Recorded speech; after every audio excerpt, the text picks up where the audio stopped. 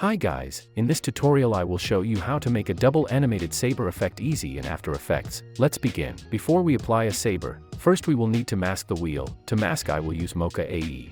In Mocha select an elliptical tool and mask the wheel as smooth as possible.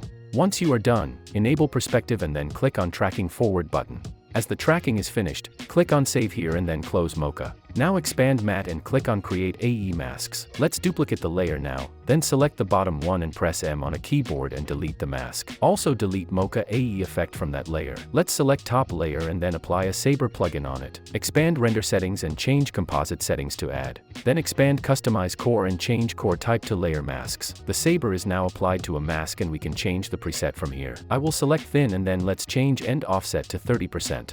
Make sure you are at the very beginning of your layer and then click on mask evolution stopwatch icon to create a keyframe. Then scroll to the very end and bump up mask evolution. I will set it to 180. If you play the video you will see the saber is animated. So before I duplicate the saber, I will correct the line just a little bit to make it look better. I will bump up end size to make front side thicker.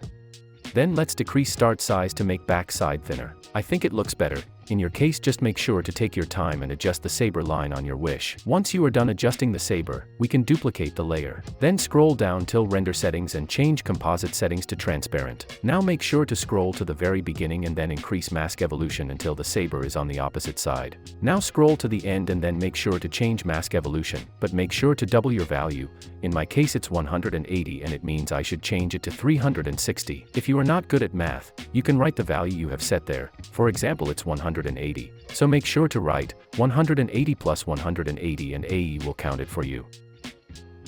And here we are done. It looks so cool. In case you want the colors to be different, select one of your layers and under a saber effect feel free to change the color.